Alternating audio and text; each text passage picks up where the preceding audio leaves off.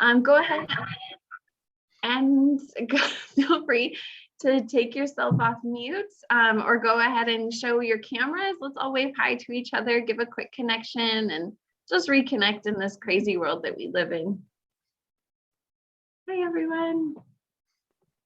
Hello. Hello. Hi, Angela. Hey, Jenny. Maria, welcome back for round 3. Or is this round 4? Round 3. Okay. Number 3. Number 3. Okay. I won't be here tomorrow, so I'm good to go. Okay. All right. Welcome, Judy.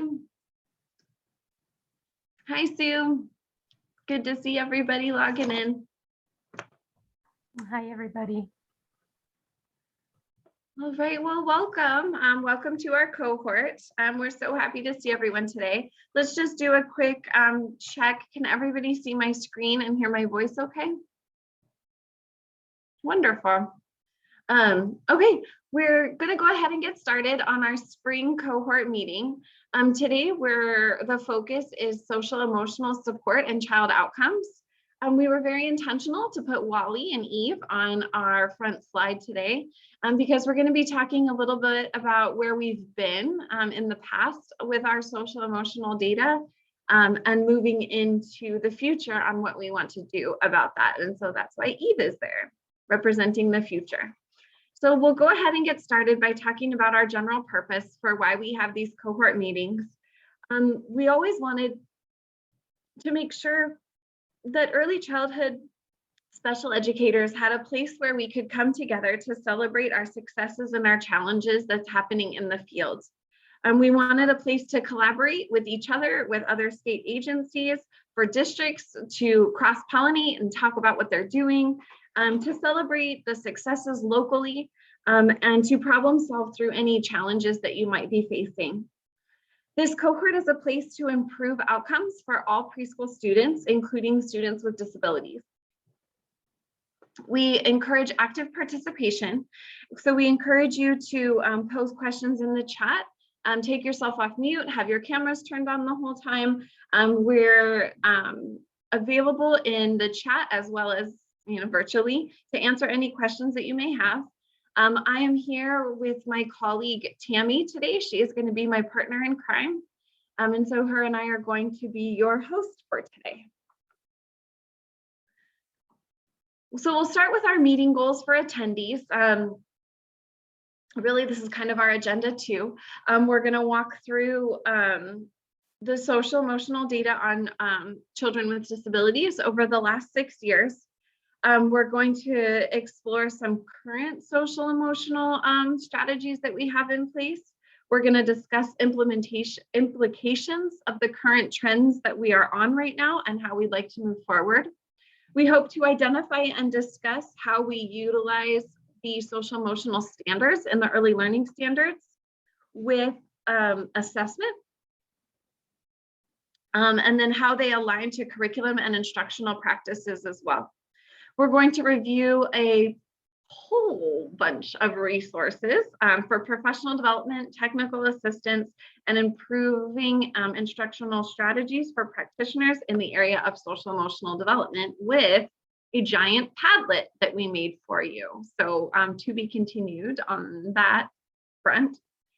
So that's kind of our goals for today.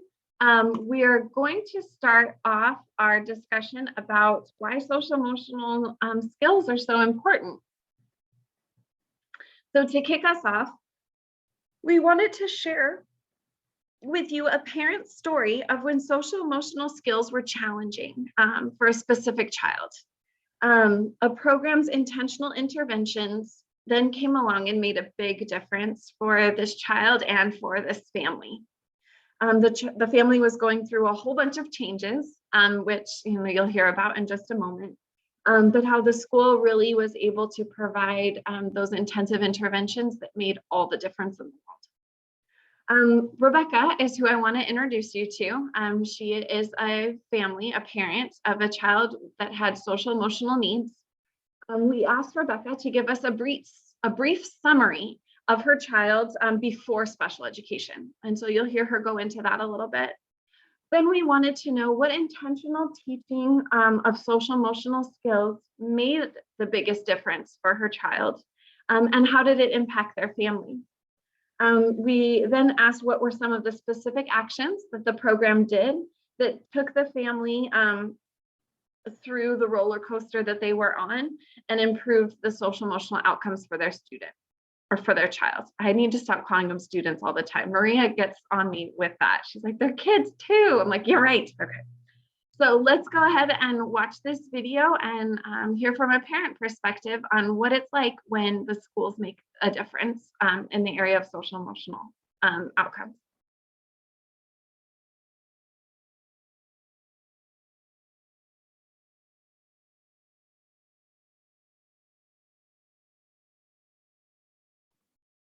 I guess the button's not working. Hold on just a second.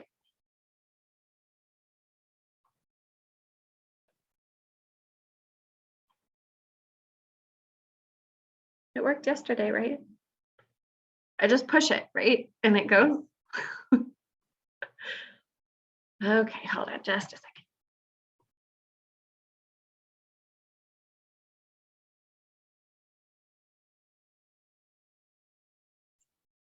Liz, I can hijack it if you need me to. I'm ready.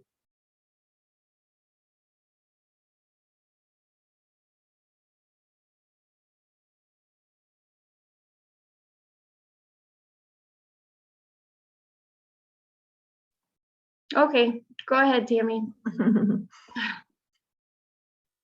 Oh, wait, now it's going. Never mind. Unless you did that. No. Okay. Okay. Well, hi. Can everyone hear Rebecca okay? Okay, we'll carry on then. So my son now is 12. But the story that I'm going to tell you was actually a decade ago when he was 2. So when he turned 2, our family moved across the country, like 2,000 miles across the country. And I decided to go back to work teaching. And that was new for him as well. And also his dad and I got divorced. So when he was 2 years old, he went to school for the first time. And we thought this was going to be a great place and a great idea for him because he was always very, very social. He was very smiley and very energetic and was very enthusiastic about all things. And he loved having conversations with adults at age 2. And so we thought, oh, no problem with him in school. I was actually more worried about my 4-year-old, who was much more introverted and quiet. Well, the 4-year-old did fine. And the 2-year-old, we put into a very hand-picked school. His dad and I both were educators, so we were very careful where we placed him. And within just about maybe 2 weeks, he was biting. And so we realized that this was going to be a problem when the school administration plan was to move him classrooms, just switch his classroom. And I said, okay, I get that, but what's going to happen when he starts fighting those kids? And the administrator who had apparently run this school for 20 years, it was a very well acclaimed, recommended school with a unique philosophy that I wanted to believe in. And she had no idea of what she could do with him. And that made no sense to me. So I quickly realized that that was not going to be a situation that we were going to be welcome in. It was quickly clear that we were not welcome. I was glad to leave that situation because when I thought about it, I realized that having 17 2-year-olds in a room that was really the size of like a small bedroom probably was not a good idea. that's important because later on I realized how stressful that type of environment would have been for my son, probably all the other kids too, but some kids can handle certain things and other kids can't, and my son just couldn't. So I realized at that school that there was really no solution, there was no insight, and honestly, I didn't see a whole lot of compassion, and we were not welcome there. So the other thing I was thinking about that is that I think sometimes that we make assumptions about educational philosophies because they seem to be so ideal and they're going to work, that they should work for all kids. And the reality is they don't work for all kids. And so I think that that's something just always to keep in mind. So there I was in a new city, really had no family, had no support. And I needed another school, another place for not just one child, but of course my other child was also going to be coming out of that school. And so somebody, I just kind of happened to run into somebody and they recommended this other place. And so I called that place, and I mean, this will make me cry because the person who answered the phone said, "Oh, come on in tomorrow," which was a Saturday, "and let's meet." And so we went, and I just remember my two boys and their dad and I were sitting on the floor, and their person that was in charge of admissions was just talking to us and letting them play and talking to them. And it was, very evident that we were welcome there. And luckily they had spots for us. And so my kids started at this school that I still, a decade later, hold very close to my heart. And the reason is that they had things in place that weren't really necessarily extra add-ons for my son. At the time, his behaviors were tantrums, overreactions. Well, he was 2. What's the terrible twos about? That seemed pretty commonplace. But as the years went by, we realized that, wow, for a kid who has extremely good communication, really good expressive communication, has a hard time communicating with his peers, has a hard time understanding and processing the language that's coming at him. That receptive piece didn't meet his expressive. And so we still today find situations where people expect him to be here because he is so verbal, and he really is not.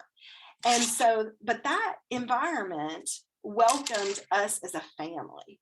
We had meetings with teachers and administrators anytime something came up, just to make sure everybody was on the same place, on the same page, and that we understood. And that school really was there for us, just as a family, as our family was going through a crisis. And they remained this stabilizer for all of us for the 3 or 4 years that we stayed there. And so some of the things that they had in place was that the physical environment was very focused for the child and for the whole child. Their classrooms were large. They had, very well organized, not any, adult or teacher materials out. It was all for the children.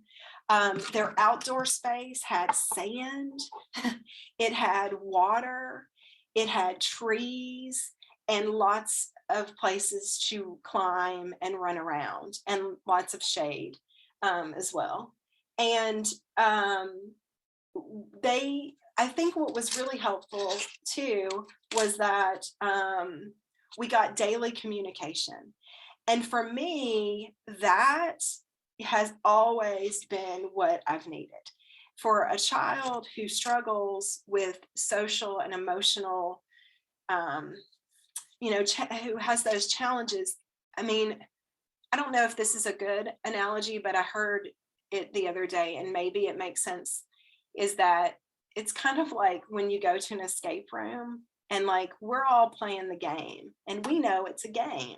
And yeah, we might get a little like stressed at times because we want to win, But for a child with social and emotional needs, it's almost like nobody told him it's just a game. And so he doesn't understand why everybody else isn't freaking out the way he is, because it feels very, very real to him. And so that school, by providing those daily, we would get a nice little narrative of his day, and it really did focus on the positive. But it also pointed out things that, were, oh, hey, just FYI, like this happened. Well, that was really helpful to me, because then I would know, oh, it sounds like he's really struggling with this part. There's a lot that goes on when parents divorce. There's a lot of scheduling changes, constant. Then there's, all the emotional stuff, but just the scheduling alone can really throw kids off. And it was a mess for a while. And those daily check-ins from the teachers were really, really important, because I knew that Zach, my son, I don't know if I can say his name, but I knew that he had a good day, or it was rough. And then I could think, well, how did the morning start? How was the evening before? And I know that those are things that, honestly, since then, I've never had that good of communication from the schools. And even though we've requested it, I know it's a lot, because I was a teacher, and it's nearly impossible to get that and request it. But they had built it into the schedule so that the teachers had time to do that, not just for my son, but for every student in that classroom. And I think that was really, really what made a huge difference for us. It helped to settle the roller coaster that we were on. So that daily communication was really important, because it provided talking points. I could say, oh, well, tell me about this. And then my son would have something very specific, because it's hard for little kids to remember their day. And then, the teenage years don't get much better. Then they sometimes don't even want to talk to you. But it's hard for them to recall the things that have happened. And then also, one thing that I think all parents struggle with this, but and definitely parents with children with special needs.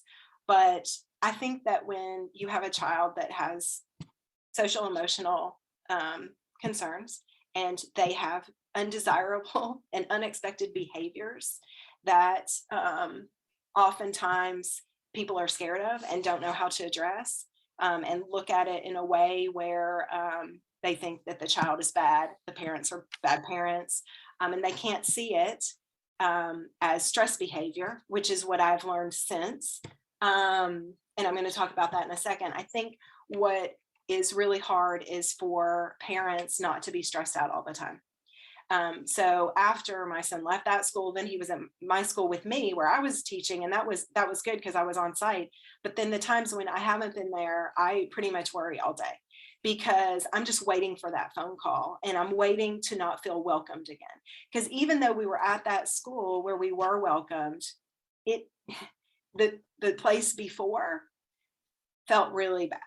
It felt bad, feeling like we were just, going to be kicked out. And we chose to leave quickly before that was going to happen, but we knew when we weren't welcome, and nobody really wants to feel unwelcome. It's not a place for any learning to happen. And so I think the element of being able to trust in the school and in the teachers, that's really hard. And those daily communications helped that, because I knew that those teachers had his back. I knew they were going to help him, and that if he had a bad day, they were going to help fix it. And that was huge for us. And so I think it was about having a safe person and a safe space. He had lots of safe people there that he could go to.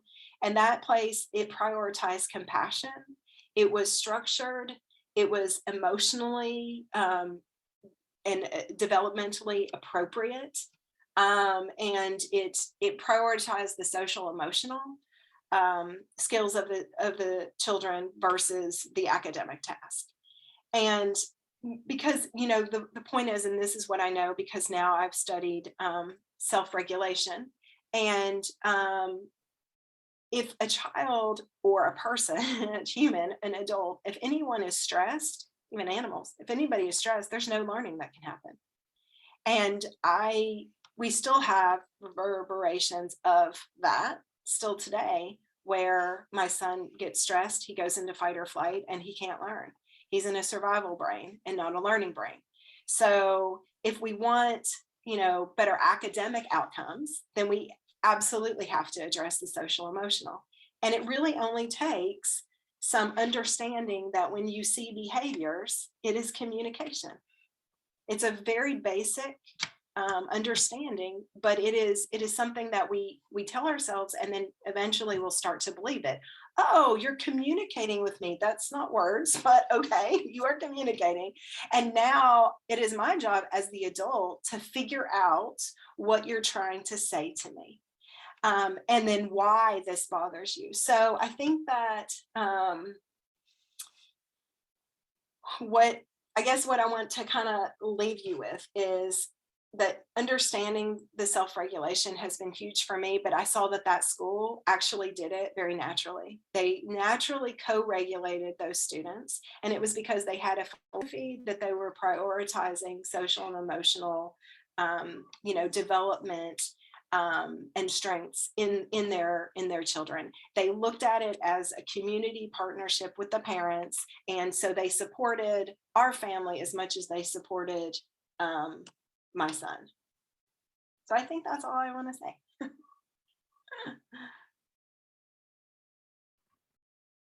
So I don't know about you guys, but I definitely want to be that second program that she went to. What do you think? I want to be that one that was warm and welcoming, prioritizes, social emotional needs are first. Thank you, Maria, for the thumbs up. Yep. So as you can see from Rebecca's story and from listening to her experience, it's really important, what we educators do. We create those safe environments. You listen to her say words, like there was a safe person. We felt welcomed.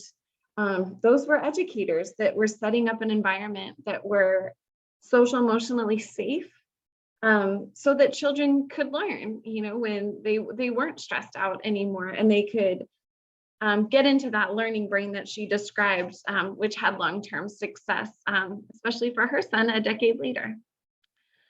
So I'm going to hand it over to Tammy, who's gonna take us through a fun activity. Okay, so what you see pictured here on the slide now is one of the 3 child outcomes that are measured and reported on by early childhood special education programs, and the skills that surrounding that circle that we anticipate children will develop in their early childhood programs. So this is presented by the Early Childhood Technical Assistance Center and the Center for IDEA Early Childhood Data Systems, which we've also know as DAISY. So this resource is available on the ECTA website, and we also have it included in our Padlet, which has become a bit of a tradition with our regional cohort meetings. We find it really a successful way to share all the resources from the meeting in a Padlet, so you can upload and save and share with your programs. So we'll give you that link before the end of the meeting. And included, you'll see the full poster of the 3 child outcomes, which has all 3, but we snipped out the positive social emotional skills for today. So thinking back to Rebecca's video, she described some of the skills and behaviors we might expect to see from teachers that support the positive social emotional skills in the early childhood program. So thinking back to what she said, which of these skills represented here were supported in the second program that her child attended? So we want to get your feedback using the annotation feature in Zoom. So if you don't see annotate on your toolbar, if you go to the top where it says view options, there's a little arrow pointing down. And if you click there, you can go down to annotate and hit annotate. And then from there, then the annotate toolbar will come up. So you can use I see a pen already on there where you could circle the skills that you think that program really highlighted, worked on, or you could use a stamp like a heart or a star. And somebody's circling already relating to caregivers. So I'll give you guys a few minutes to do that, get in there and highlight the ones you heard her talk about.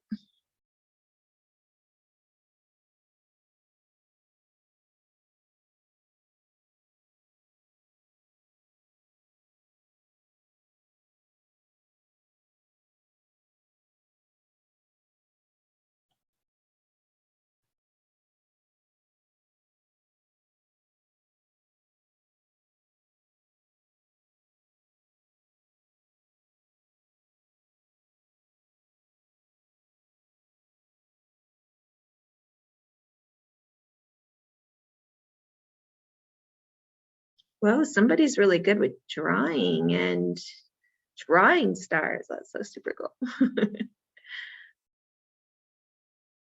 All right.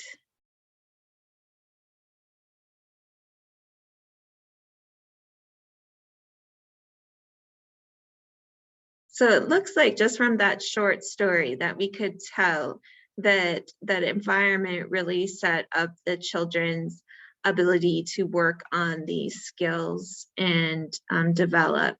And, you know, maybe even all of them were hit. You know, we didn't hear everything about the school or see the school in person, but just from that short story, we can decide on the fact that they had relationship with caregivers, interactions, participation, and, you know, everyone was able to express how they felt and respond to the emotions of each other. And it was just a really safe, emotional place to be. So thanks you guys for that. I'm just going to clear that out before we move on. Or can you do that, Liz? Do you want to clear it out?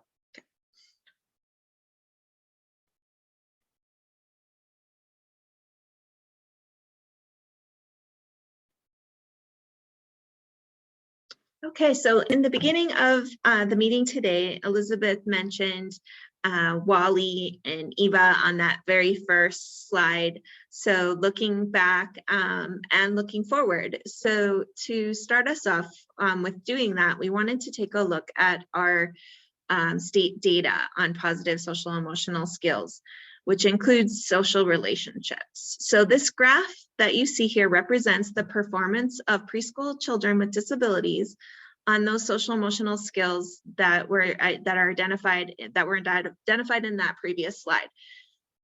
So this data comes to us that is submitted into a TSG.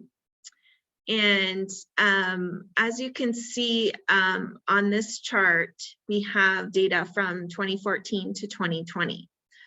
So we have two summary scores that the Arizona Department of Education submits to the Office of Special Education Programs at the U.S. Department of Education each year. So what you're seeing on the blue line is the summary statement 1. It is the percentage of preschool children in Arizona that made substantial growth upon their exit of preschool special education from 2014 to 2020. So over the past 6 years, we have about 17% fewer preschool children with disabilities making substantial growth in social emotional skills.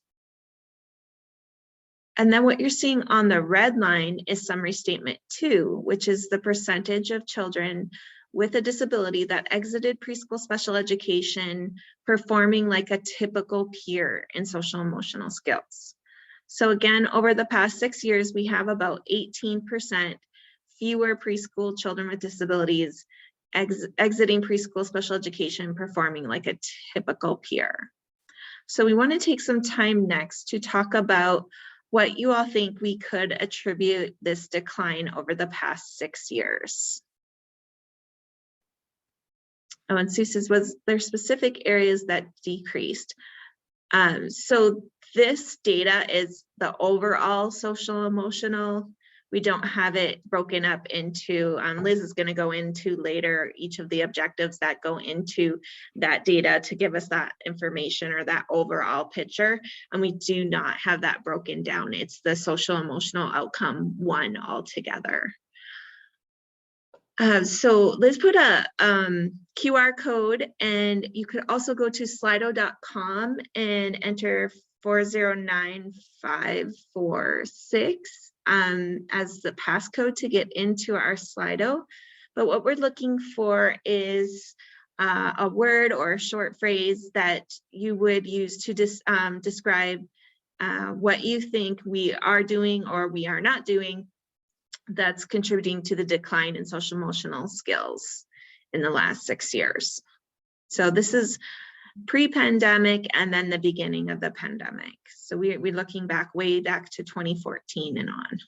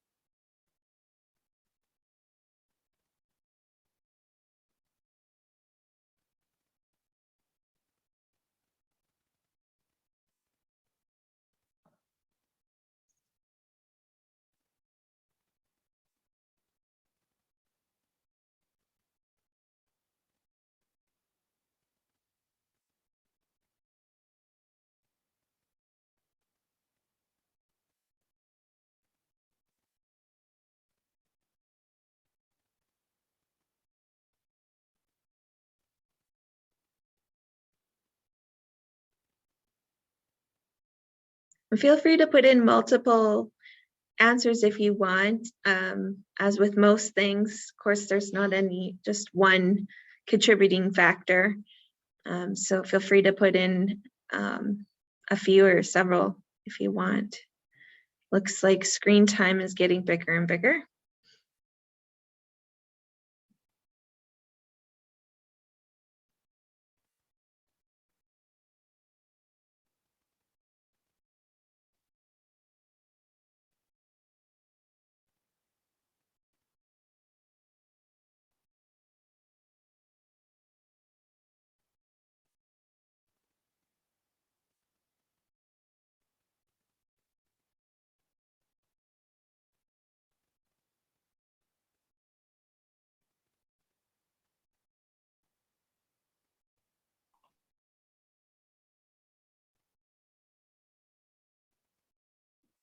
All right, get in any more last minute ones and I'll take a snippet of it when we think we're done.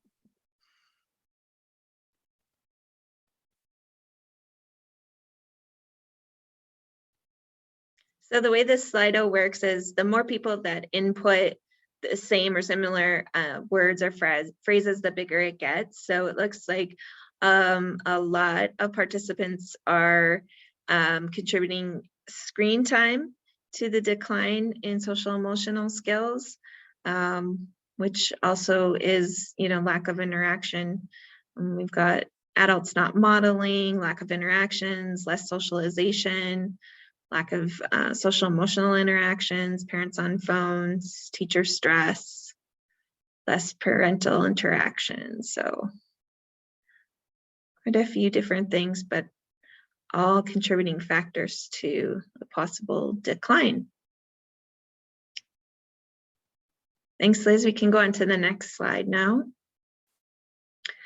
So next we want to take a little bit of time to talk about the mental health and its impact on social and emotional development for young children. So according to the National Scientific Council on the Developing Child, that's housed at the Center on the Developing Child at Harvard University, they have reported that science tells us that the foundations of sound mental health are built early in life. So those early experiences, including children's relationships with parents, caregivers, relatives, teachers, and peers, interact with their genes to shape the architecture of their developing brain.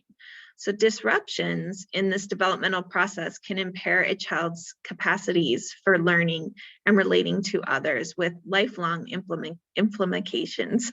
Boy, we're starting to get a hard time with these bigger words, me and Liz. Implications. So let's talk about emotional health of young children. We know that it is closely tied to the social and emotional supports and the environments that we are in. Those include family and schools and the community. Throughout the preschool years, children develop language skills to effectively communicate their feelings, emotion support executive functioning when they are well regulated, but interfere with attention and decision-making when they are poorly controlled. So we know that preschool children with a strong emotional foundation are better equipped to manage their everyday social interactions and focus on their learning. And this just goes hand in hand with everything that Rebecca shared with us. That was her experience. So we have this great video to show you next from the Center on the Developing Child from Harvard. And it is available for you to have access to. So if you want to share this with your staff at staff meetings or trainings, it's easy to get on their website. And of course, we'll have all the links to all the stuff that we're presenting in our Padlet for you. So let's go ahead and play that, and then we'll talk a little bit about it after. Can everyone hear it okay? Do you hear the little chime? Okay. Yeah, it's good.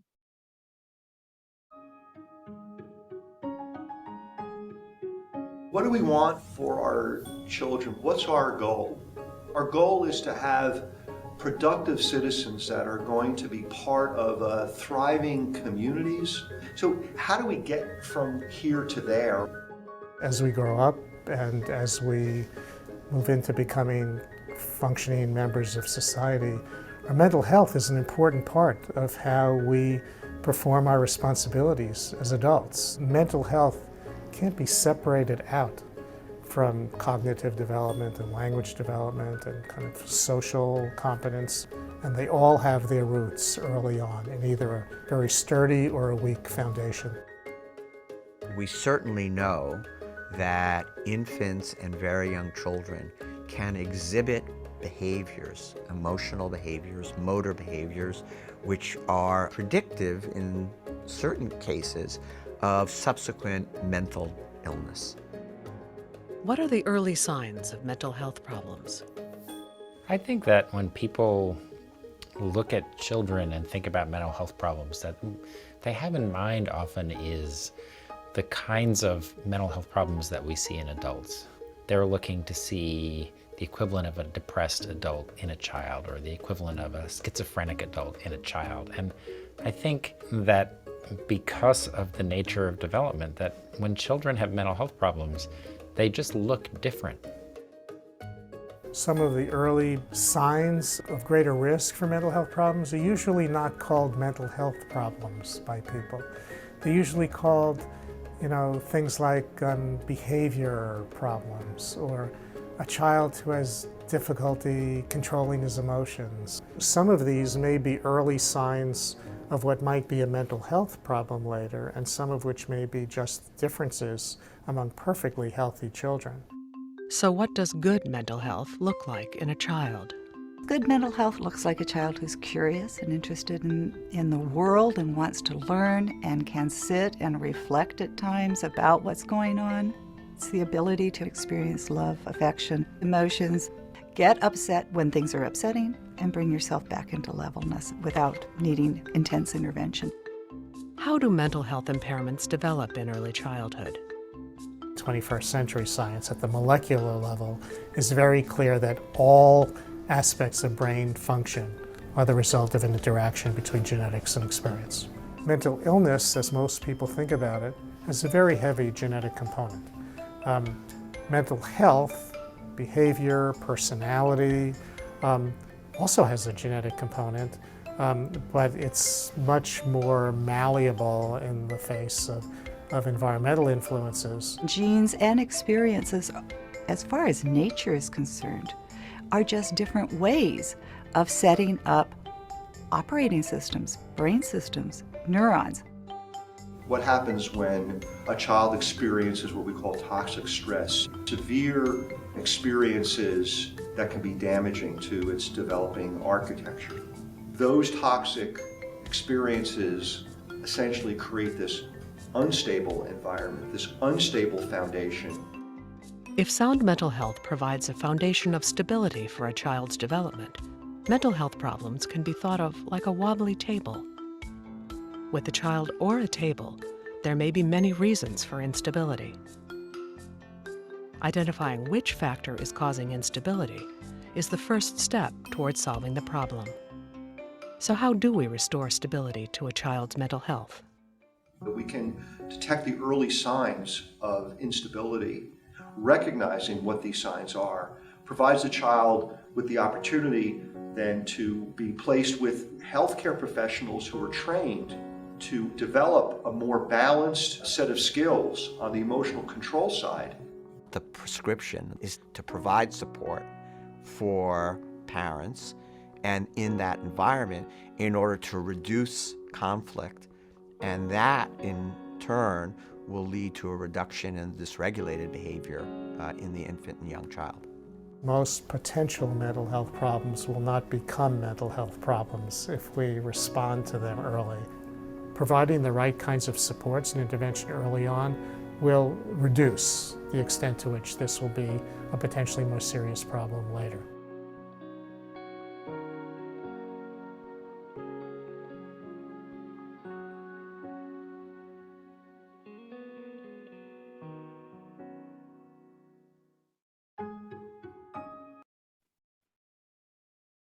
All right, so if you didn't already think so before, we hope that you're walking away with the idea that children's outcomes are not all predetermined. We have influence and can impact positive outcomes.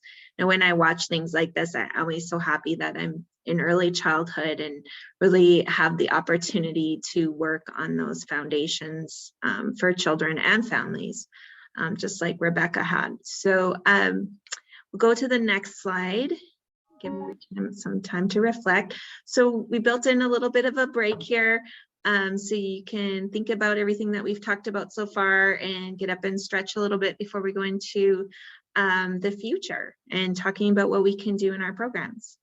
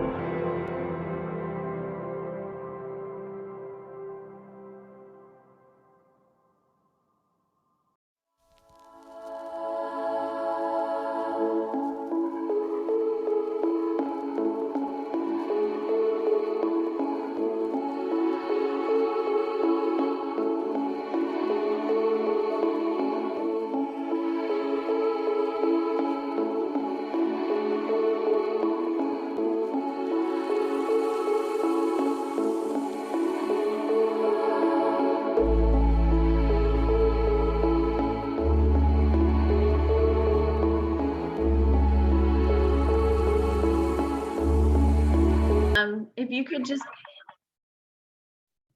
if you could just turn your camera on and wave hi or give us a thumbs up and let us know that you're ready to keep going, and that you're back, then all right, I'm seeing some of my friends. Perfect. Just let us know that you're here, you're back. Awesome. Okay, we'll keep going. No, not another break. Okay. So what we want to talk about, now that we've kind of seen the data of where our social emotional outcome is currently, let's talk about what we need to do. You know, what does the future hold for us? And so I want to bring up this idea of emotional intelligence, and why it matters so much, kind of from Rebecca's story and from the Harvard video that we saw. A lot can happen and we can do a lot in preschool or in those early years. So what is emotional intelligence, and why is it so important? Emotional intelligence enables us to understand, manage, and express emotions. According to research from Daniel Goleman, there are 5 characteristics to emotional intelligence. They are the self-awareness, which means that you're aware of your own emotions and understanding how your emotions may affect your thoughts and actions.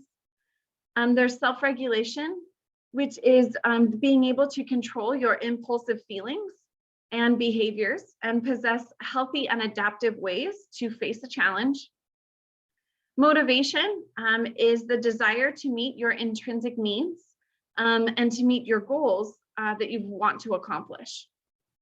Empathy is when we understand ours and others' emotions, and when we develop concern for others.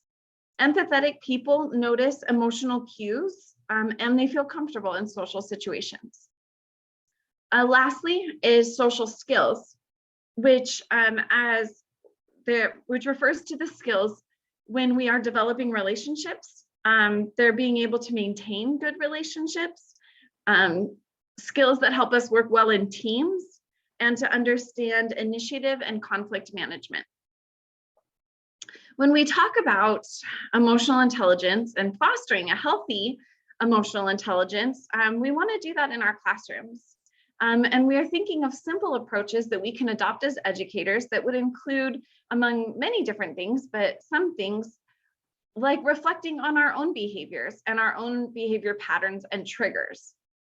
Children are aware of people's emotions. They receive that sensory input from the environment. And we all know that a teacher, an educator, is part of that environment. For example, think of how children react when the body language or voice annotations or gestures can be, out of their norms. If we want to make sure that all of Arizona's children are developing this emotional intelligence, the educational opportunities are out there. We see them in our early learning standards in the social emotional standard. We see them in our teaching strategies gold assessments. But I want to ask, do you see them in your curriculums? Do you find them in instructional practices in classrooms? What is this relationship between our standards, assessment, instruction, and curriculum? The 4 aspects of education include the use of curriculum designed to support social emotional skills, providing formative assessment opportunities, and ultimately leading children to meet the early learning standards through great instructional practices. These 4 components link together to implement a high quality educational experience that will foster a healthy emotional intelligence, will foster healthy emotional intelligence in all preschool students. Let's spend a couple minutes looking at each of these components. So the first I'm going to get into is those Arizona early learning standards. I think it would be fun if you guys went back to that annotate feature that you had.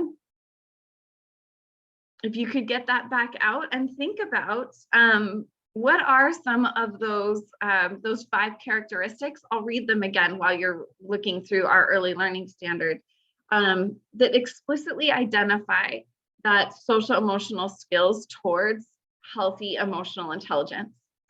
So those 5 characteristics were, again, self-awareness, self-regulation, motivation, empathy, and social skills.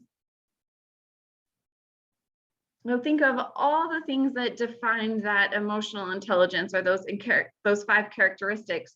How many do you find in our early learning standards for Arizona? Yep, I see lots of hearts, lots of stars. This is awesome.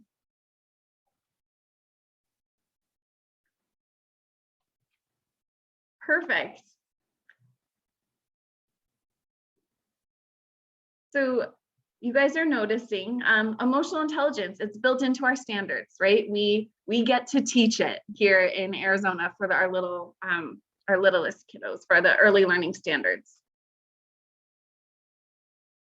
If you need a copy of the early learning standards, a link to them is going to be included in the Padlet that you can download as well.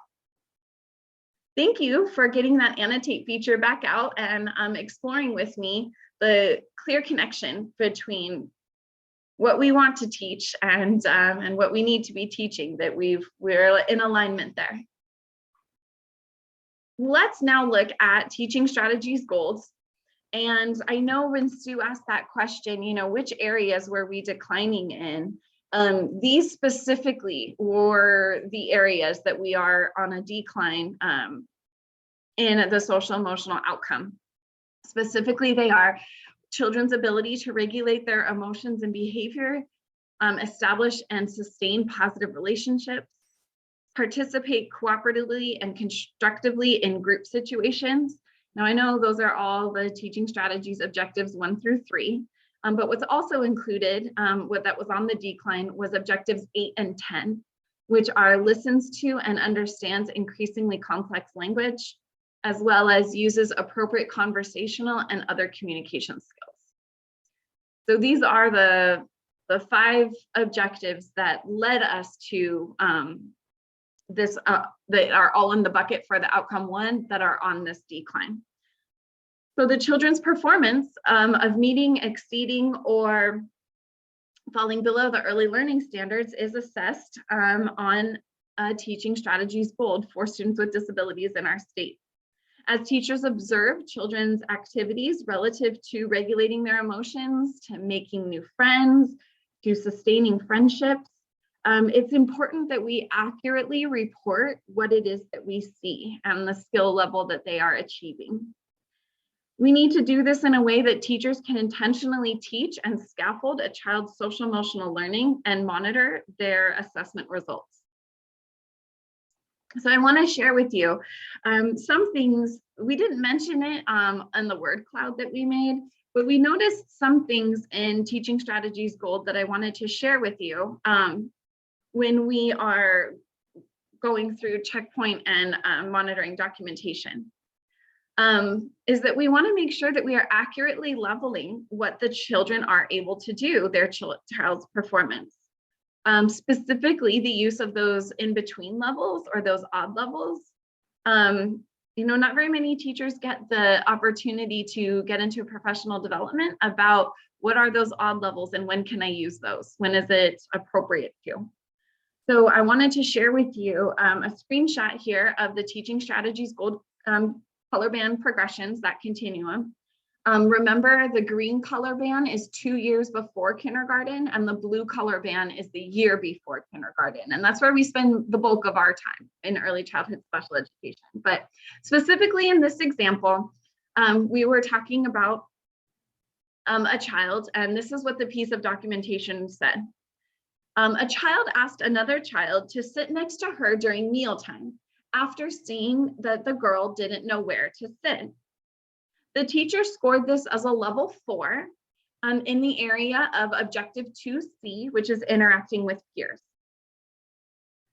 Now, you don't have to answer this question out loud, but did this teacher level this child accurately? Level 4 reads that the child used a successful strategy for entering a group. Now, I see some of you are kind of like, some of you are squinting and turning your head. I don't know if the teacher who submitted this had formal training on the use of those odd levels or on teaching strategies at all. But what I wanted to spend was just a couple minutes to talk about the accuracy to which we are leveling social emotional skills that the children are showing us. So on this tool, the even levels, just to kind of clear the air of any rumors out there, the even levels are what a child is doing in complete mastery, that they can do it without prompting and support. They can do it spontaneously. The odd levels are for what a child can do with prompting and support, maybe not consistently. So in our example here, choosing the level 4, the child uses the successful strategy for entering a group. I think she's past that, because if you look at a level 6 on this example, the level 6 reads, the child initiates, joins in, and sustains positive interactions with peers. Now, isn't that more what the piece of documentation is getting towards? So in this example, I would argue that the child is performing more like a level 6 if the child was doing that consistently and has mastered it without prompting and support. If she is not doing it consistently and with prompting and support, then she'd be a level 5. So still not quite the right level if you gave her a 4, because she absolutely initiated a positive interaction. So how do we help teachers know when to use these odd levels? I've heard several TSG trainers use the acronym MICE, M-I-C-E. That you would look for a child to do M, multiple demonstrations, I, independently, C is consistently, and E is every aspect. When a child is doing all of the MICE criteria, you would want to give them the next level up, right? You'd be looking at that level 6 and saying, hey, this child consistently, multiple times, all aspects is initiating, sustaining, and joining in positive interactions. However, if you're prompting the child to initiate those, if they're doing some of the time, or maybe this is the first time you saw that child do it, then you wouldn't give them a 4, you'd give them that 5. Sometimes we're not trained on what those odd levels are, but it's important that teachers know that we need to accurately assess what our children are doing and celebrate those moments of accomplishment and mastery. A great example of how working on our early learning standards, it needs to be in an alignment with what our expectations are for students and what our assessment results are. So how do we avoid this problem from happening? Raise your hand, give me a thumbs up, or if you could give me a big smile. How many have heard of inter-rater reliability? Oh, I see all those smiles popping up. Thank you for sharing. Oh, look at Maria is even annotating still, giving us stars. Yes, inter-rater reliability. So for those that don't know what it is, just a high level overview.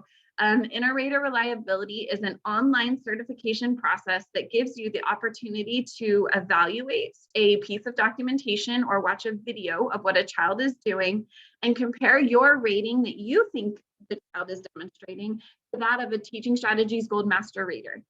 It's an opportunity for an educator to compare scores and calibrate themselves to ensure that we are all assessing in alignment with each other, with standards, and with developmentally appropriate practices. It's almost one of those good activities just to kind of start the year off in those professional development days. You know, just make sure we're all inter-rater reliable. And even if they are inter-rater reliable, that certificate's good for 3 years. Maybe it's still just a good activity that we all just watch a video and a couple videos and we all make sure we see the same thing and would give it a similar score. Tammy, would you like to share with us about curriculum? Sure, Liz. So Liz has talked to us about assessment and standards, and now we're going to move into talking about curriculums or curricula. I always do curriculums. I think that's just Adding an S, right? So sorry about that. I'm having trouble with my words today. So again, just a precursor warning for you. We have another acronym because we love acronyms in special education. So according to Jones, Bailey, Brush, and Kahn from the Harvard Graduate School of Education, their research indicated that the most effective social emotional learning programs incorporate 4 elements represented by the acronym SAFE. So S stands for sequenced activities that lead in a coordinated and connected way to skill development. A is the active forms of learning that enable children to practice and master new skills. And F is focused time spent developing 1 or more social emotional skills. And E is explicit defining and targeting of specific skills. So furthermore, the research indicated that social emotional learning is about more than just targeting and building skills.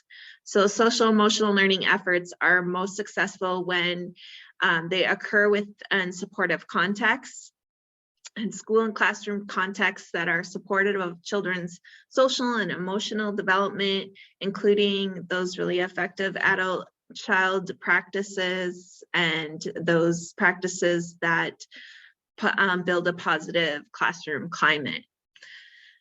It also is important that adults build their competency. So this includes promoting teachers' own social and emotional competence and supporting the ongoing integration of social emotional learning informed pedagogical skills into everyday practice. We also want to make sure that we're taking into consideration the environments and contexts in which children learn, live, and grow by building those family, school, and community partnerships.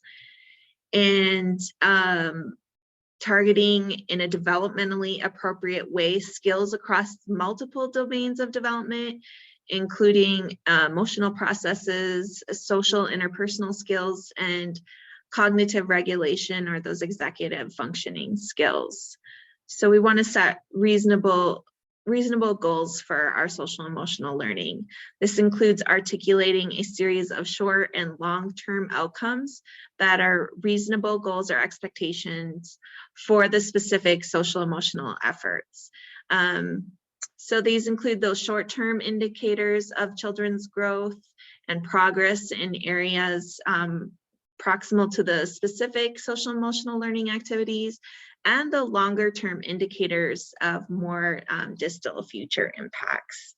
So what to look for in a curriculum. So we want to make sure that that curriculum is research evidence-based curriculum, that the curriculum has a scope and sequence, that it supports staff to effectively implement the curriculum, and that the curriculum is aligned with the Arizona Early Learning Standards and the Head Start Early Learning Outcomes Framework, and that there's standardized training procedures and curriculum materials to support implementation. So we want to make sure that if we have a really good evidence-based curriculum, that we're using it to fidelity so that we have those really great outcomes. And next, then we're going to go into instructional practices. So just like planning instructional strategies that are intentional for all other areas of development, we really need to ensure that we're using those positive instructional strategies for social emotional skills. So it requires systematic, intentional teaching practices that promote the development of young children. So the DEC recommended practices have those 8 areas of recommended practices, which include that leadership, assessment, environment, family, interaction, teaming and collaboration, transition, and instruction. So included on the screen are a few of the recommended instructional practices. And as you can see from the listed examples, that practitioners are encouraged to be intentional with their instructional practices and target skills for intervention, embed learning and instruction across natural environments and routine activities, as well as utilize instructional strategies to fidelity and encourage peer mediation intervention as one of those strategies to encourage children to develop to their fullest potential. So the full division for early childhood recommended practices document is available on the DEC website. And of course, we'll have our link to it in, for easy access for you in our Padlet for today's meeting. And we'd like to encourage you to take a few moments to look at those instructional practices after today's meeting and consider how you use each of those practices in developing specifically those social, emotional, instructional strategies to promote development for young children. All right, so recently, for those of you who are able to make our early intervention and early childhood special education summit, we had the pleasure of having an amazing keynote, June Lee, and his keynote, Building and Investing in Good Enough Relationships, described his work with children around the world and intentional instructional practices that guide how caregivers interact with children and can mitigate adverse childhood experiences, also known as those ACEs. So we have a poll for you. We want to just get a feel if everybody's comfortable with what ACEs are. So I'm going to launch that quickly. So let us know, if you are familiar with ACEs. Otherwise, I'll spend a little bit more time talking about them.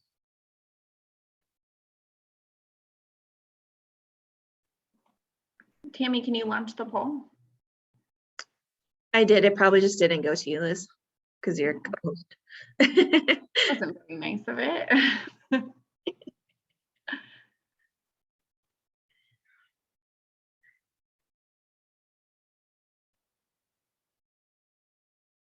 It looks like we have 9 answered. It's about halfway. Now we're up to 10.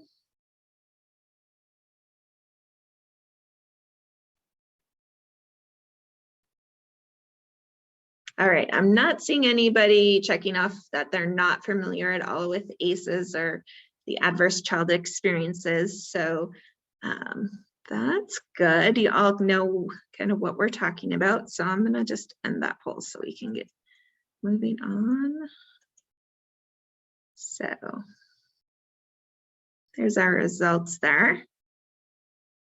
So it looks like everyone has at least a basic understanding of ACEs.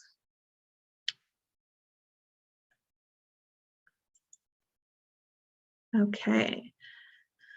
So on this slide is some data that was shared with us in the keynote address that we had at the Early Intervention Summit. And this data is from the National Comorbidity Survey on Traumatic Stress that used ACEs scores. And it indicated that the greater accumulation of adverse childhood experiences, the more likely it is for one to develop mental health disorders. So those with 4 or more ACEs have a greater chance of developing a mood, anxiety, impulse control disorder, or a substance abuse disorder. So the lightest blue on the right-hand side, the one that has the highest prevalence, is those who had 4 or more ACEs. So in every area of the mental health, with mood disorders, anxiety disorders, substance abuse, and impulse control disorders, those with 4 or more ACEs had a much higher prevalence of these disorders. So it really is, the research is continuing to show, and this is what they saw in the very beginning when they started studying ACEs, is that people with more ACEs struggle a lot more with mental health and anxiety. But when we had June Lee here, he did give us some encouraging news that Liz is going to share with us next. Before we move on, I just want to kind of get a feel for the audience. Looking at this data and seeing that, the more ACEs you have, the more the higher likely you have of developing a mental health issue or a mental health disorder. How many of you are not surprised by that? Like, that makes so much sense, like a duh kind of moment. Yeah, you're not shocked. Okay. Judy's not shocked either. I have a question. Did they have any more current data? Or This just is- this past 13? This is just the one he shared during his keynote. That's a good question. Not surprised, says Sue in the chat. Anyone else just not shocked, or this is kind of what you expected to see, right? Okay. What Junlei Lee shared with us during his keynote, and we just can't stop singing it from the mountains, is the effect that positive childhood experiences have on mitigating the effect of ACEs. So the recent study reported in the Journal of American Medical Association described that individuals with depression or other poor mental health disorders that had 4 or more ACEs, or their score on the ACEs questionnaire was 4 or more, they responded positively to positive childhood experiences. And that because of the childhood experiences, it actually mitigated the fact of having ACEs. So depression, for example, or other mental health disorders, their prevalence dropped once they had like 6 or 7, or I mean, even just 2 positive childhood experiences made a difference. But when they got up to 6 or 7, it dropped dramatically on how their ACEs score no longer affected their later on mental health. So what are these positive childhood experiences, right? Like, get our hands on them. I'll implement them tomorrow in my classroom. And so we wanted to share with you what his research, or what the research found, was that positive childhood experiences such as a safe and protected by an adult in their home, able to talk to their family about feelings, when their family stood by them during difficult times, had at least 2 non-parent adults who took a genuine interest in them, when kids felt supported by friends, had a sense of belonging in school, and enjoyed participating in community traditions, those were the positive childhood experiences that were able to mitigate the effects of ACEs on behavioral health. There were also positive experiences for families as well, which you'll see are very similar to the positive experiences for children. What really stood out to me, especially after listening to Rebecca's story, was that sense of belonging in school. That school gave her a positive family experience. And then her child got a sense of belonging in school. And remember, she was talking about all those safe adults, probably got another one with this that had 2 non-parent adults who took genuine interest in them. That's us. That's us early childhood educators. We have an opportunity to have children and families get positive childhood experiences just by coming to our program. They can be, or by offering these experiences, we can reduce the effects of trauma, reduce the effects of neglect, deprivation, and the experience of risk factors identified in the ACEs questionnaire.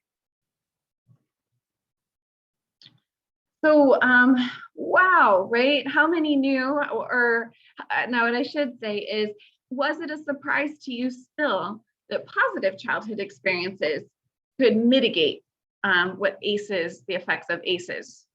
Was anyone like, oh, is that a surprise? But I'm thinking about all those families that don't even have anybody to put down as an emergency contact, and how that, those non-family adults, that's just interesting, isn't it, to think about that? Mm-hmm. Absolutely.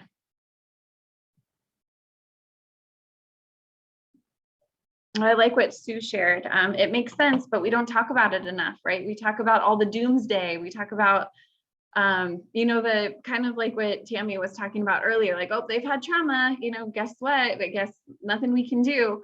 But, you know, it's not, they're not predetermined, you know, just because, you know, you have an ESA score of this, or just because this, like, it's not predetermined. Like in the video, it's still malleable, you know, we can still make a difference. So I can describe a little bit about some initiatives that the Department of Ed is going to do to try to get some more of these positive childhood experiences in our classrooms. The first one is a pyramid model framework for social emotional support. I'm going to play a little 2-minute video that kind of describes what the pyramid model is, but what we're really trying to do is get this pyramid model framework into our programs. It's a model that informs practices and instruction, including responsive relationships, predictive daily schedules, creating effective classroom routines, teaching behavior expectations across classroom routines, teaching social emotional skills, systematic instructional strategies, and function-based assessments and intervention planning. I'm going to share this video just as a little description on what the pyramid model is.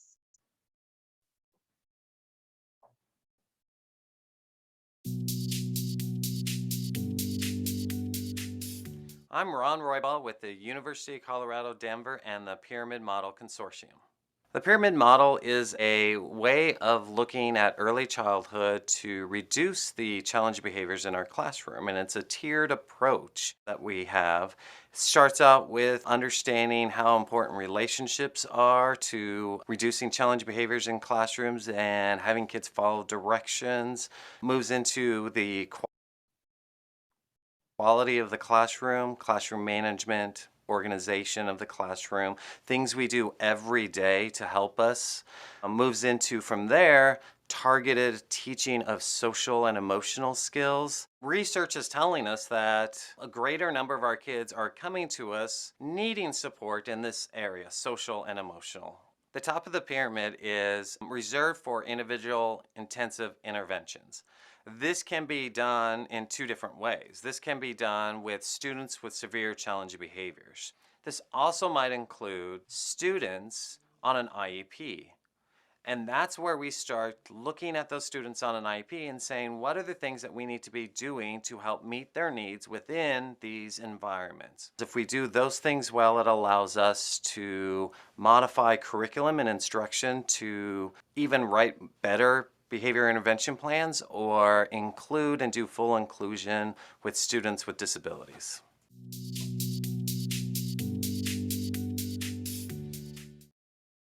So that is one initiative. And if you had the opportunity to go to the Early Intervention, Early Childhood Special Education Summit, you would have seen a whole bunch of sessions around that were offering information and resources of the pyramid model. So that's something you'll see continuing in our state. What then we want to hear about is what are we doing locally? What can we celebrate with you? What can we work together on to talk about how we can align standards, assessment, what curriculum you're using, and instructional activities to improve children's social emotional skills in all programs. So what we're going to do is we're going to go into breakout rooms. Please turn on your cameras. Please come off mute because we're going to be talking to each other and working together to fill out a Jamboard. So if you click on the link in the chat right now that Tammy just put in there, it should take you to a Google Jamboard. And I'm going to keep sharing my screen just to show everybody, unless my computer blows up, what the Jamboard looks like. It kind of looks like a little index card. You're going to get into groups of maybe just 2 or 3. We're going to keep them pretty small. And you're going to add on here the discussion that happens amongst the 2 or 3 of you of how do we align our standards, assessment, curriculum, and instructional activities to improve children's social emotional skills. To add to the Jamboard, you would come over here to this little sticky note. Click on that and it will create a little sticky note for you to type on. Once you add to it, whoops, there you go. Once you add to it, you click save and it just pops right on there. And then you can move it around to add to it. In the different breakout groups, how many are we gonna do, Tammy? I think we'll do 4. 4? Okay. In the 4, if you are in group breakout 1, then go on index card number 1. If you're in breakout room 2, go on index card 2. Pretty self-explanatory, and we have like 8 of them. So just stay on yours, and then we'll go over them at the right when we come back. You need to be quick because we're only gonna go for 10 minutes, and then we'll come on back about 2:34. Right, Tammy? Okay. All right, let's go ahead. Oh, wait, first, can everyone get to the Jamboard? Is everyone good to go? Yeah? Okay, just wanted to problem solve there. All right, let's go ahead and go to our breakout rooms and we'll come back in 10 minutes. Oh, or 15. Did you want to go the whole 15?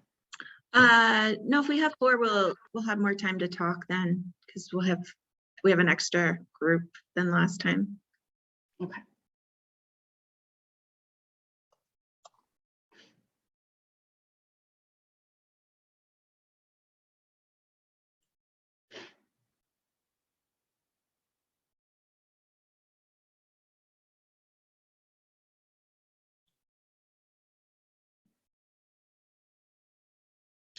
Oh, can we move Paula? She's in there with Erica and Linka. Yeah, I'll move her. You can move her into 4. Okay. Or 4 doesn't have a Head Start person, or 3 doesn't have a Head Start person. I moved her to 4. Please, Tammy, I was finishing phone call. Okay. I'm ready, so assign me somewhere. Okay, I'm gonna move. I didn't click on join. Okay. Put you in 1, Linka.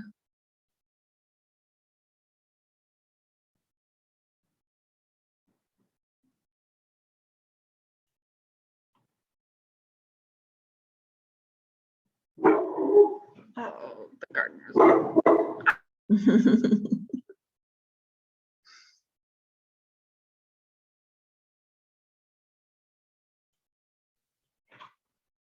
Okay. I'm going to stop sharing and turn off my stuff so you can share from now on. Okay. Okay. Because my house is about to get crazy.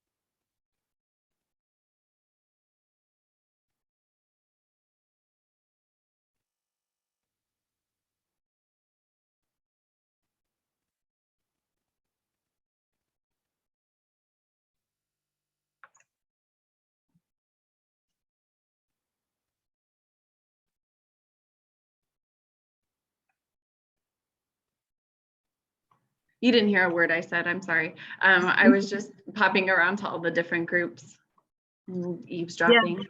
I'm watching, like, we're getting, like, well, I closed room 2, there's nobody there anymore, but Okay. there's stickies on every page for every other group, so they're adding stuff. Plans coming together. Yep. Oh, I guess I could stop recording.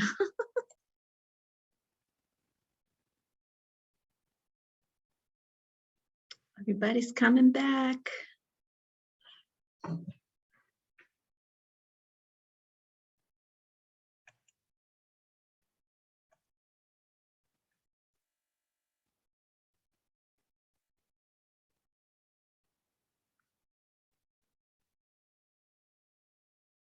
Okay, we have a couple more seconds till everyone will be flying back to the main room here.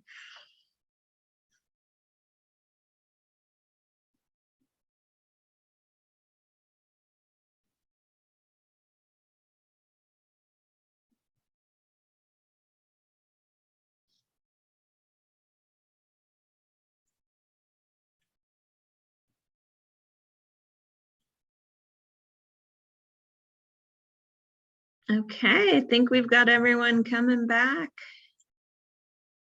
Just checking here. Yeah, looks like everyone's here.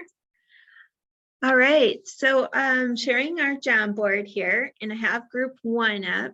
Is there someone from group 1 that wants to share what you all talked about? Looks like you has lots of sticky notes on there.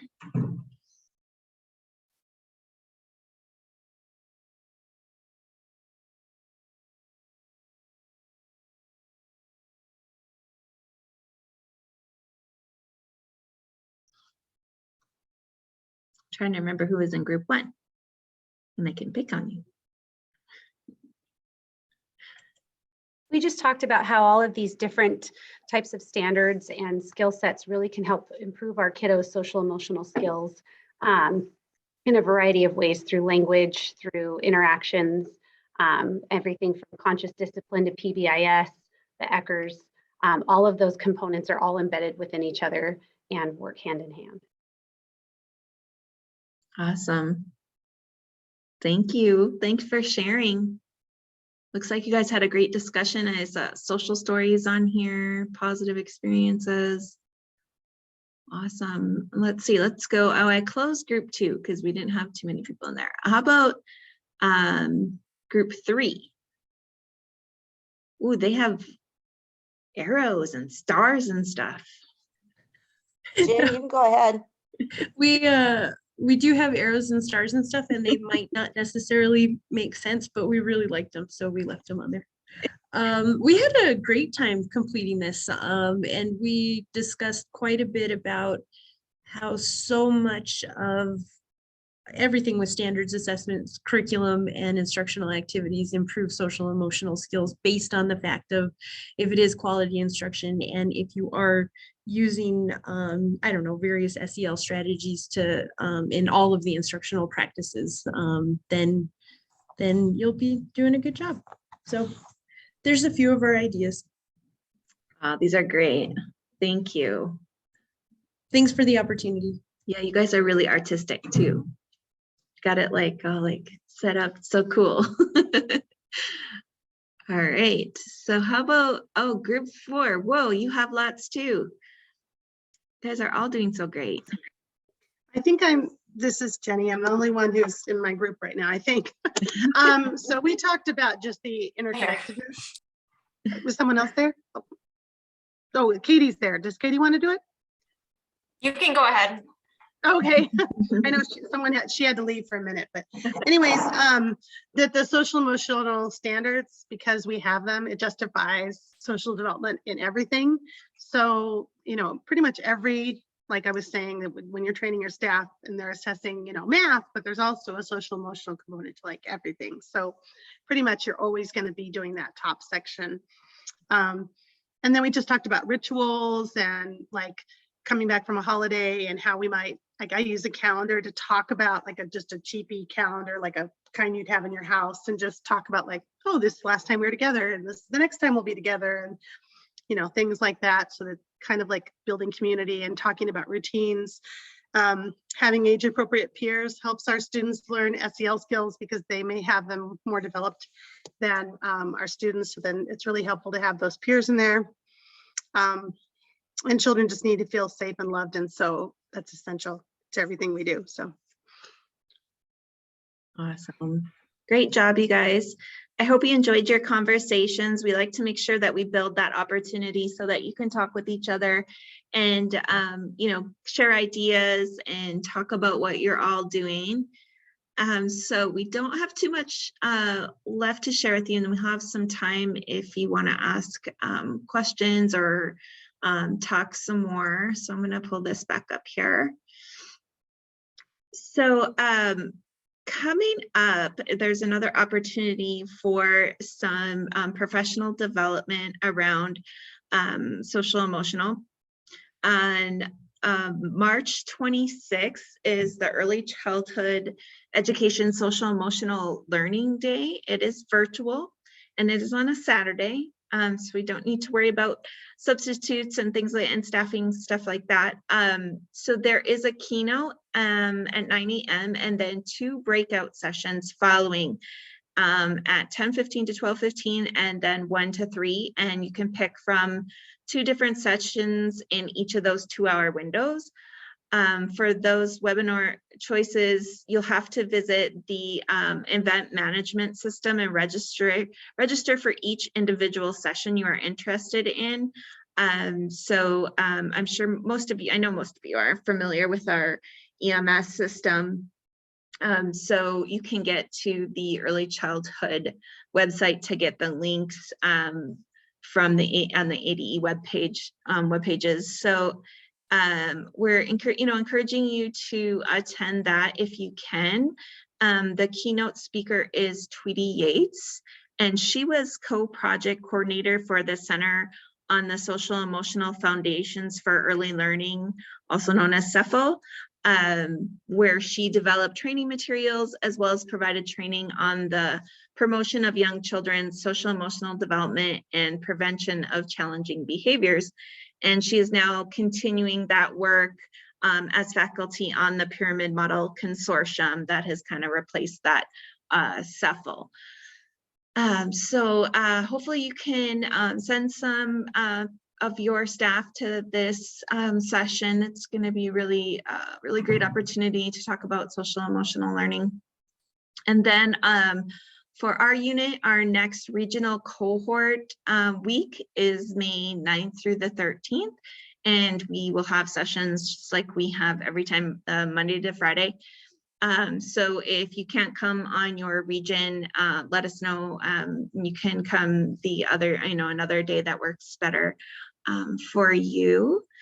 And I am going to stop sharing so I can pop in the link to the Padlet and to the registration for the social emotional days. So our resource Padlet is full of all kinds of different types of resources. We have documents, we have links to web pages, we have things for you to upload, and just videos, all sorts of things for you that we just collected everything that we could on social emotional learning and social emotional development for young children. So that Padlet link is now in the chat for you. And we always email a follow-up with these cohort meetings too, that we'll make sure we have the links in it.